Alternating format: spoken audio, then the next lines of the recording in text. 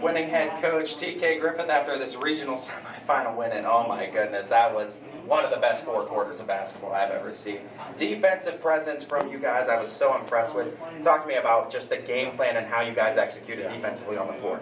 We studied our butt off on film. I think I've watched every film that Ed's plays this year. We tried to know what they did, but that's really beside the point because players have to go out there and play. And our guys, they forced 23 turnovers, which is incredible because we didn't press. So imagine forcing 23 turnovers when you're just playing half-court man defense. But we tried to press early in the season and do all kinds of stuff, and now we're just trying to play man and kind of understand what you're trying to accomplish. And I'm so proud of my team defensively. We had our offensive struggles tonight because somehow, some way, we willed ourselves to that. That was so much willpower. When you talk about willpower, Will was power. Yeah. You guys threw offensively too, scoring a boatload of points. Just talk to me about the confidence he was shooting his shot with tonight, and just how effective he was against a really good St. Ed's defense. Will had we had a moment a couple weeks ago where it was one of those practices or one of those games where things didn't go right, and it was a teachable moment for him. He recalibrated everything, and he has just done nothing but bought into the team. Not that he didn't buy into the team prior to that, but I think he's showing everybody he's a scholarship basketball player now. He's a D1 or D2 guy, and his upside is immense. He works at it though. He puts the time in. He comes into the gym every morning. He's got a great personality. I mean, they hang out in the central office at Hoban. I mean, what high school kid wants to hang out in the central office? You know what I mean? It's just those are the kind of guys they are. They just hang around the central office. So. And I mean, I know we've been talking throughout this whole run, throughout this whole season, how special it has been for you to coach. Like you said, your youngest son too, and Andrew in this senior year. For him tonight, after having most points last game against Nordonia and helping you guys there, didn't have a ton of points, but he had a shot that really mattered too, and he really exemplified that mindset of shooters shoot. Just talk to me about the confidence he went up with that shot to put you guys up on that. Andrew and I, he's our youngest of 4.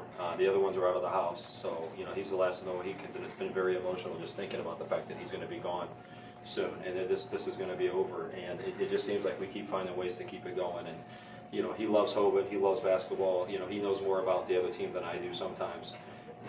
And yet he's also had his struggles. He hasn't always been able to put the ball in the hole like he wants to, or do this, that, and the other. He critiques the heck out of himself. And I just wanted him to play free and have fun, and he did that. I'm so proud that he shot that shot too, because I want him to believe in himself and do that. And I think it's going to be something that'll transfer over to his life as well. And I hope, even if we don't go on, I hope this is a memory he will always cherish. When we chatted a couple weeks ago, you talked about that Hoban family rock, right? Yeah. And it's more than a gimmick; it's more than a motto. And I think we talked about it being the stone's throw away here at the MAC. That Hoban family showed up, and they were blowing the roof off this place.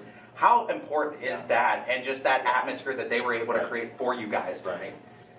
I mean, it speaks volumes. I've gotten so many well wishes and emails and texts, and people saying to me, and honestly, I sometimes, I don't want to be a baby about it, but I'll cry a little bit. It'll move you to tears a little bit because, I got at least 10 emails today. Hey, we believe in you guys. You guys can do this. You know what I mean? I mean, St. Ed's is kind of like a Goliath. They've got like 1,000 boys. We've got like 300 boys. Blah blah blah blah blah blah blah. Whatever. They beat us usually. Coach Flan is, USA basketball and such an incredible coach. You're not going to get anything easy from them. They run incredible stuff. It's just everything that goes into this, and knowing that we're a little bit of the underdog coming in. Yet we also kind of knew we had a chance. But the Hoban family. I'm sorry. Going back to your question, I got off that. The Hoban family, it has been my life. My dad went to Hoban, my wife's dad, my wife went to Hoban, I went to Hoban, all my kids went to Hoban. I'm the principal now, so I care about the greater community. It's just what I poured my heart into, and it's been my life's purpose, but there's so many great people. If I leave Hoban tomorrow, it's still going to be a great place. There's just a servant's heart at Hoban, and there's the core values of hope and integrity. The brothers who formed us, we're trying to carry that on. So, I mean, it's everything to me. Well, Coach, congratulations. I know you're due back here Friday night, too. Walsh Jesuit, Stowe Monroe Falls, the winner of that takes on Hoban for a trip to go to Dayton. Thank you, guys. Appreciate it.